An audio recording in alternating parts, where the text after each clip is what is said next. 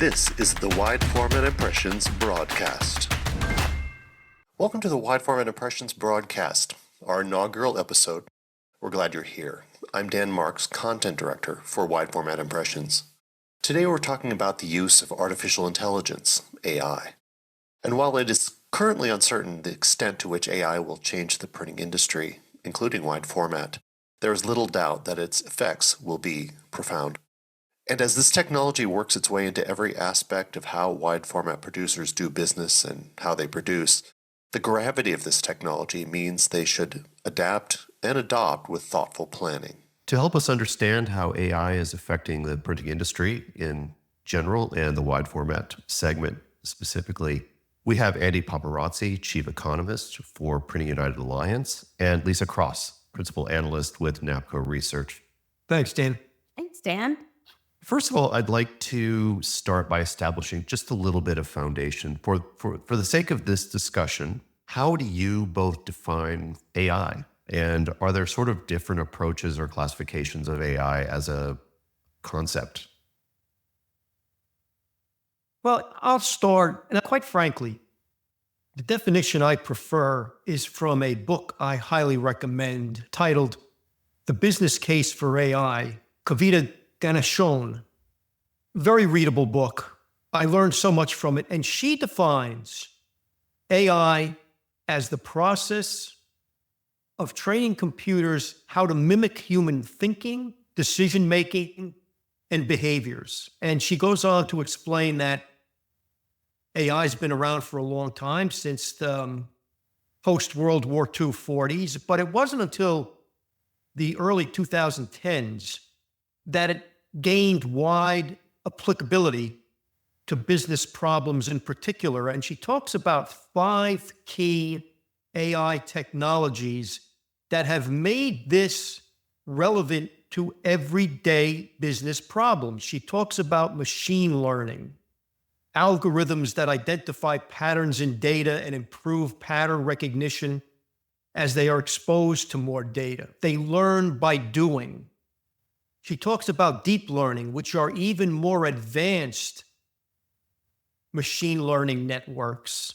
Computer vision, which is used extensively in quality control, natural language processing, chatbots, and virtual assistants.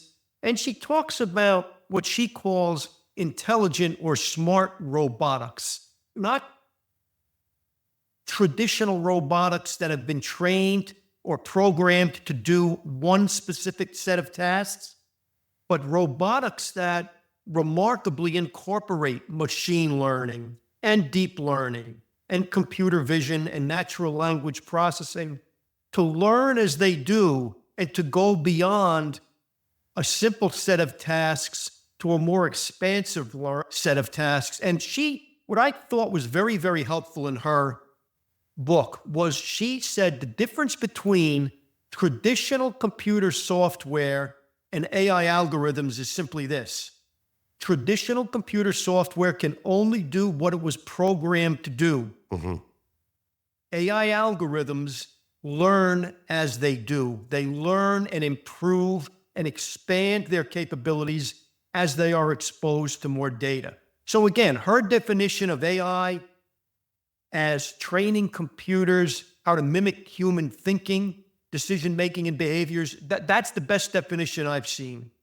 Okay. And Andy, just to follow up on that, do you find that sort of all of those classifications are being used in some way within the printing industry or could be used in some way? I think they are now, particularly, Dan, the machine learning and computer vision. The computer vision is used every day in quality control. That's the kind of capability that says, wait a minute, there's an inconsistency or an anomaly in this sheet as opposed to previous sheets. Right. Very, very extensive and effective use. Of the 5, I would say robotics would be the one that will have the greatest leap forward next because of the kind of advances that are being made in robotics. And Lisa may be seeing the same thing with her fine work, but with the folks we interview for State of the Industry, they're beginning to embrace all 5 of those defining technologies. Okay. Now, Lisa, I know Go. I was going to add something. Andy, awesome explanation of AI. But one thing I would interject into that conversation is just about some of the differences. We talk about generative AI and why AI is getting so much press today. A lot of the puzzle pieces have come into place, so more people can use it. And I'm not going to go into great detail about them, but like generative AI is an ability for people to use natural language to communicate with what they want with AI versus having to become a coder. So it's more like click, not code. So I think that's important to bring into this, discussion as we define AI today. One of those factors as to what is, driving its popularity and use. And there are a lot of other factors too, like computer speeds and the large collection of data. But I did think it was important to talk about generative AI and its role in natural language processing. Yeah, and I think that natural language processing part is really, and I'm interested in your opinion on this, but does it sort of flatten the user curve? I know as more and more printing companies are looking toward automation, obviously it's a nice time for AI to come in through robotics, through the use of software, but people need to be able to use it functionally, like you said, not be a coder. Is this like kind of a confluence of technologies that coming at the right time when everybody is considering automation, Lisa? I would agree with that statement.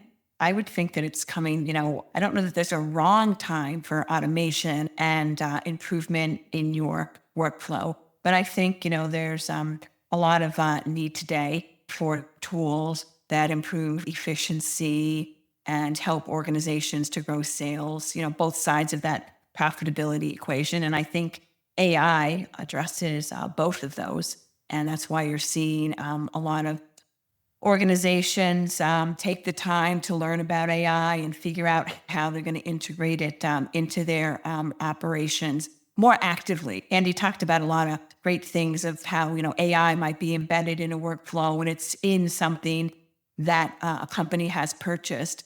But now we're starting to see more organizations be more active in applying it in their operations. Okay. Do you agree with that, Andy? Absolutely. That's one of the, I think, defining aspects of it, as you said so well, Lisa, is yes, folks are using it for productivity in operations, but they're also finding that AI has applications that can improve productivity and efficiency company-wide in areas that we never thought we could automate before, to Lisa's point. Yeah, and let's talk about that. There is great need as you look at automation, as you look at the need to simplify things or even get into continuous improvement. What do you think are the specific drivers that are moving companies in the printing industry toward AI solutions? Lisa, do you want to start with that and we'll follow up with it? I can tell you some of the drivers that I've seen in our ongoing NAPCO research side of the house, our ongoing survey research. When we look at those print providers that are printing on wide format devices, like all types of print providers, what are they looking for? They're looking for ways to optimize production, minimize costs, and improve efficiency and overall increase profitability. They're also looking for ways to grow sales, improve their marketing, increase their revenue, both sides. I think I mentioned this earlier, both sides of that profitability equation. So they're looking for an edge to do that. They're also looking to overcome some of the ongoing challenges that plague our industry, labor shortages, skills drain. AI tools offer many options and tools to address all of those things, from being able to better manage the color coming off of your equipment to better prediction and optimization of material usage to various AI-powered automation tools that can enable faster throughput and more precise production, eliminate manual touch points and error rates. There are also a lot of tools, and Andy, I think, mentioned this, for supporting sales, content generation, marketing, and marketing analytics. So I think there's pretty much an AI application for just about any challenge plaguing a company today. Yeah, no, so well said, Lisa. That I think is the key point, that companies are learning they can use AI to enhance every mission critical function from, as you said so well, sales and marketing and customer service, all the way through risk management and cybersecurity and data security. And we're seeing also a growing interest in using, or growing recognition, I should say, that AI can be used to enhance decision-making company-wide. I've heard Lisa say many, many times so well about how we've got to get those big decisions right. Our margin for error is shrinking. And AI applications, by helping us be more data-driven, not just expanding the amount of data we have, but the kind of data we can analyze efficiently, greatly enhances our ability to get those big decisions right the first time. And that is a huge competitive advantage in our hyper-competitive industry. Okay. And I know a great deal of the sort of data or the knowledge you're presenting in this discussion today comes from a recent Printing United Alliance State of the Industry survey where you asked very specific questions about that. Andy, can you tell us a little bit more about that survey? Sure. That's a survey that we conduct quarterly of our State of the Industry panel. That's a group of approximately 320 companies from across our industry, very diverse. Annual sales range from less than $500,000 to more than $500 million, who participate in our surveys regularly. So the data are consistent from survey to survey. And each quarter we ask about key financial metrics, what's happening to sales, prices, operating costs, profitability, etc. But we also ask about the trends and issues, whether technological, economic, sociological, demographic, that are profoundly affecting our industry's performance and prospects. So, over the last year or so, we've been asking about artificial intelligence, particularly the status of artificial intelligence. Where is it in your company? Are you embracing it? Are you at least thinking about it? Or is it something that's not on your radar yet? And what we do is each quarter, each survey, we dig a little deeper. We learn from the previous survey, we focus our questions, and we do follow-up interviews to provide context and put the numbers and the responses in context so we know more about what they mean and don't mean and bring a richness to it, as well as that consistency, because we have a set panel. And so that's where the very, very fine data that Lisa has collected, that's where a lot of the data from the State of the Industry side comes. And I must add, all of that is only possible through a generous sponsorship of SOI survey and the reports that we generate from that survey, all sponsored generously by Canon USA. So thank you to Canon for making that. Yeah, could I just say that I'm going to solicit for Andy's panel, because not only do we need a sponsorship, but we need people to take Andy's survey. So if you're not a part of that State of the Industry panel, you should become a part of Andy's panel. You get access to a lot of the great data that Andy collects in advance of everyone else. And Dan, if I may, I want to just give the title of the research study that we did as a combined team here at NAPCO Printing United Alliance, and that's Artificial Intelligence in the Printing Industry, The Journey Begins. You can Google that, and you can download our research study, on the NAPCO, all of the Printing United Alliance NAPCO brands. And you can also find a webinar that, Andy and I and our research director, Nathan, did. And there's also a podcast out there with two other team members, Anamika Dar, who works with Andy as an economist, and Corey Francer, my co-analyst. But sorry for the marketing plug there, Dan, but I just wanted to let your listeners know that there's more beyond our podcast today. Yeah, and I'm happy to continue that marketing plug by saying that we'll include a link to that survey report in the description to this podcast, so people listening to this can have access to that. I think one of the interesting and frustrating things with AI right now is it is happening at this moment, and we are on the cusp, I think, of what will be very profound change. I feel to some degree like we're trying to provide a history of mobile phones the day before the smartphone hit the market. Like there's so much more to go, but we have to talk about it now. So I know when we look into that data, you got information on a number of companies either talking about that they are using AI currently or that they're intending to do so.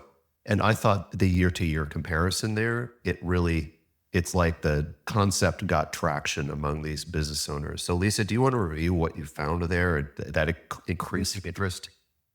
Definitely. So whether, and this applies no matter what type of print provider you are, where we segment the data, this is a trend that we're seeing. That when we asked, say in September of last year in one of our surveys, if you were using AI, that was maybe about 25%, and then another 45% were not using it. Then when we asked again in March, it was almost like a total flip.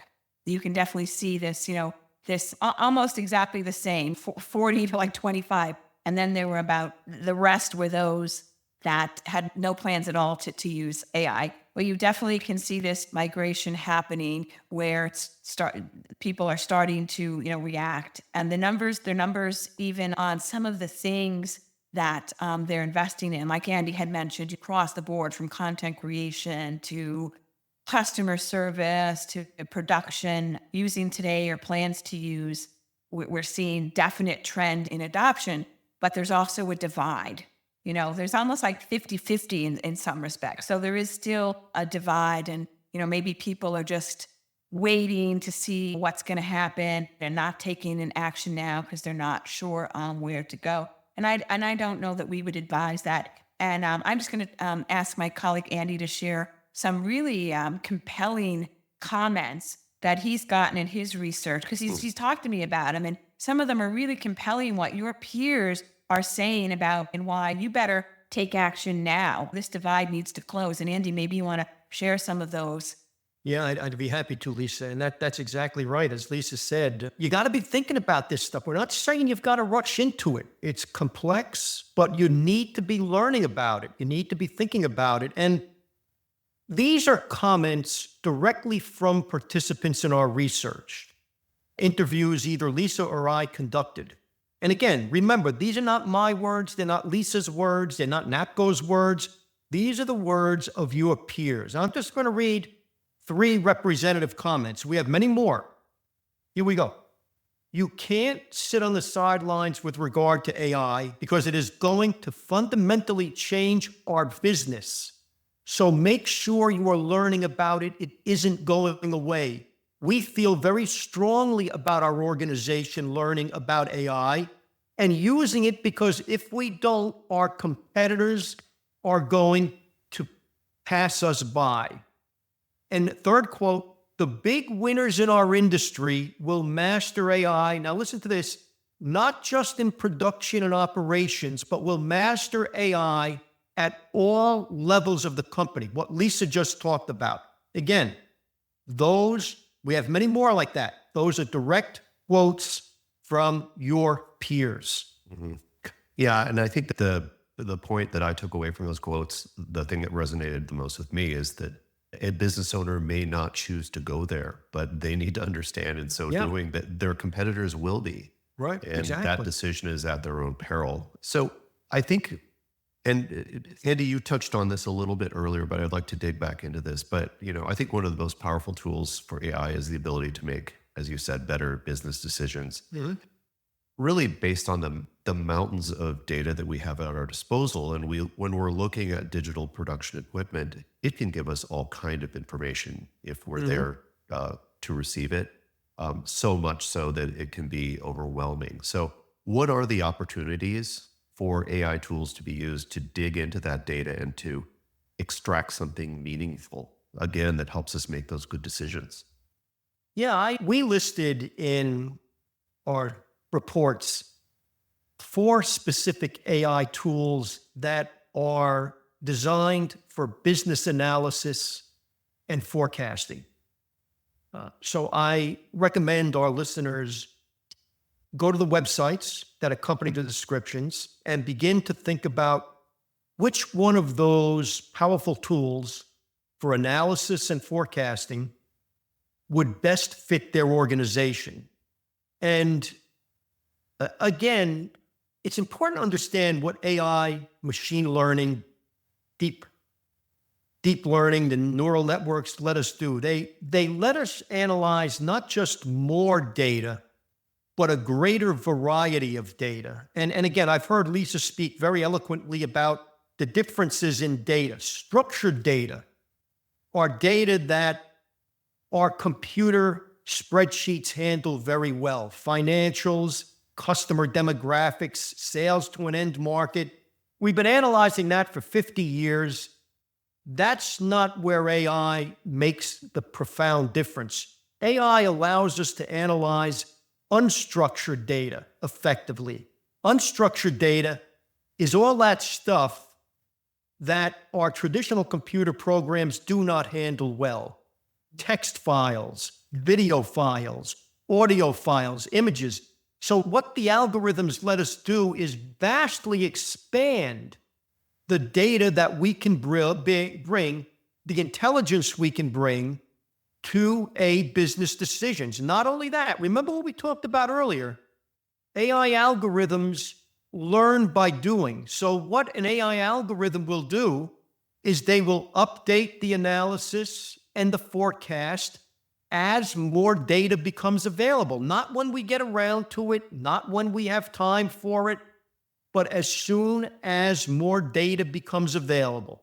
And the third thing, again, maybe most important, remember, these algorithms learn as they are exposed to more data. So not only do they update the analysis and the forecasts, they improve them. They make them more clear, more relevant, and more accurate. And one of the things we wrote in the State of the Industry report was, in summary, analysis based on deeper, richer market intelligence, what's happening internally and externally, updated in real time, and improved automatically as more data becomes available, supports superior decision-making company-wide. And in our increasingly competitive industry, where an unforgiving business climate is elevating both the return to making the right decisions and the cost of making the wrong decisions, those AI algorithms are a competitive advantage no one can afford to overlook. Okay. Now, Lisa. I'd like to add something, if that's okay. Yeah, here. absolutely. Go ahead. Because all that was great. Thank you, Andy. I love how you explain things. But what I was thinking about is, for our listeners, a recommendation that, there's a lot of tools and things are in flux and things change really fast. You need to assign somebody in your organization to be like your AI point person. You'll need to understand these things. You need to understand the possibilities of AI so you can apply them to your business.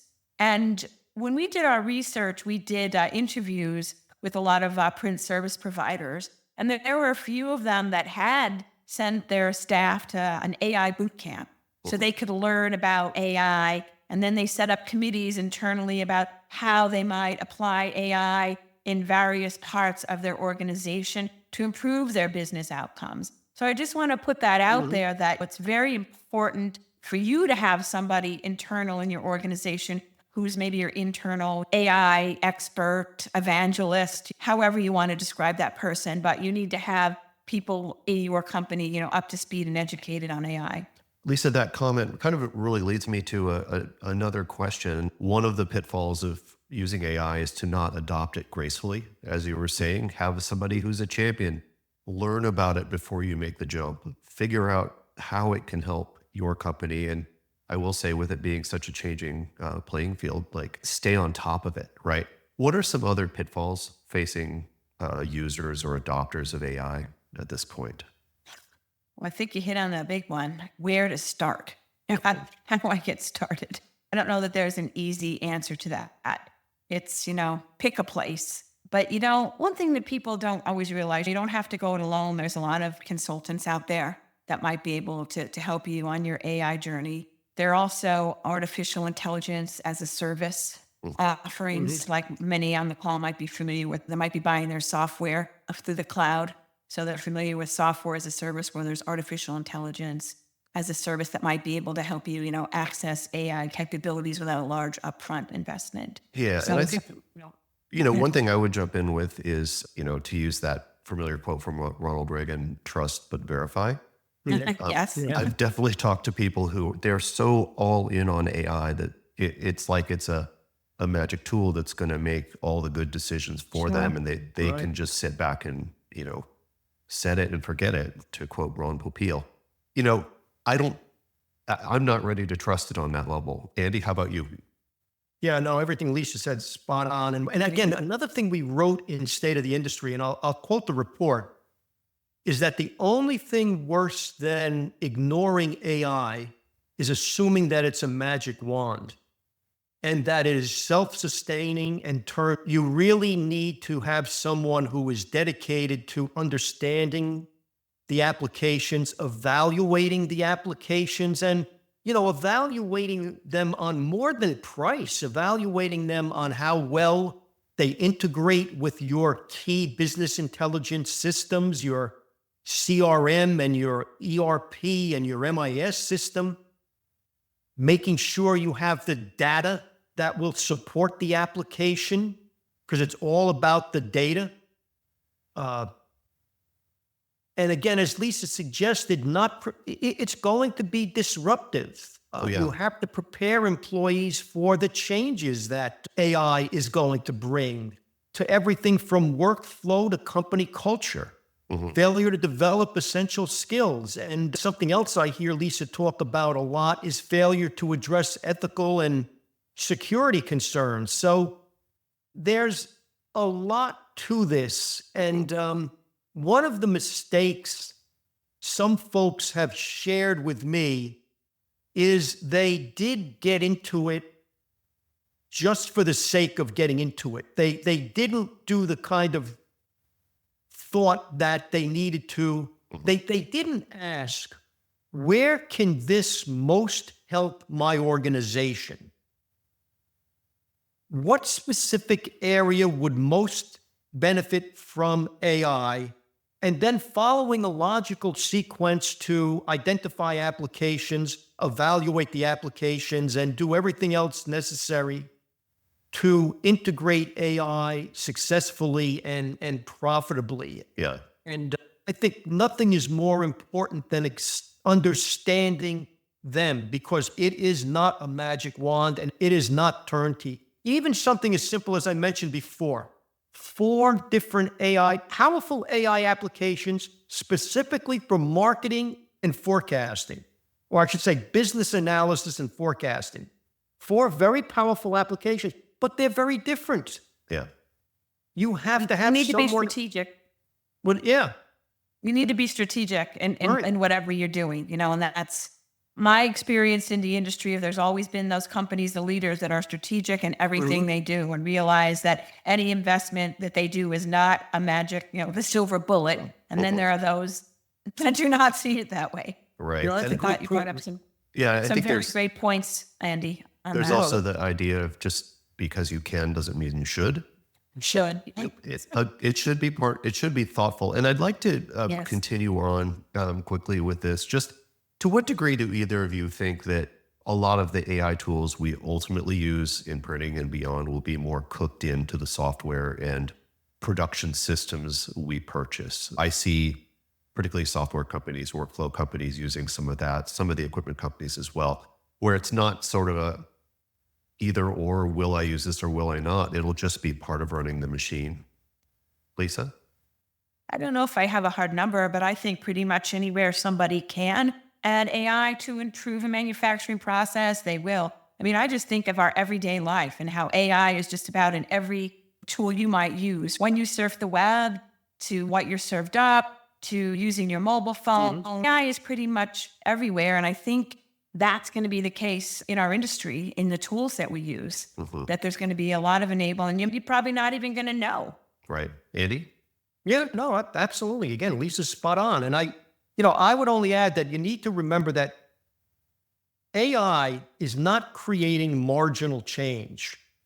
It is redefining everything we do and how we do it. If it's not integrated into your software, hardware, and equipment, Beyond that, if it's not integrated into your company, I don't care what you print, how you print it, or for whom you print it. I don't care how successful you've been.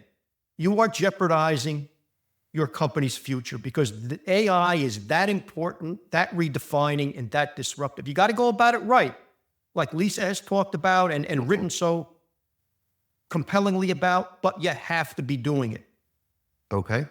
And the final question I have for you both is I'd like you to pull out your crystal ball and tell me how you think AI will have changed printing in the wide format segment in 5 years from now, in 2030. What do you see in that crystal ball? Andy?